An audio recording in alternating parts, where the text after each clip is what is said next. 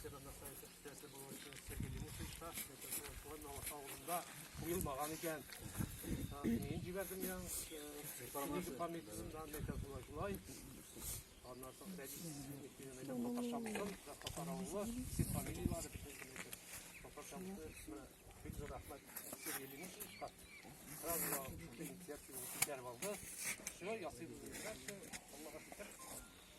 Спасибо за то, что сделали все вместе, ребят.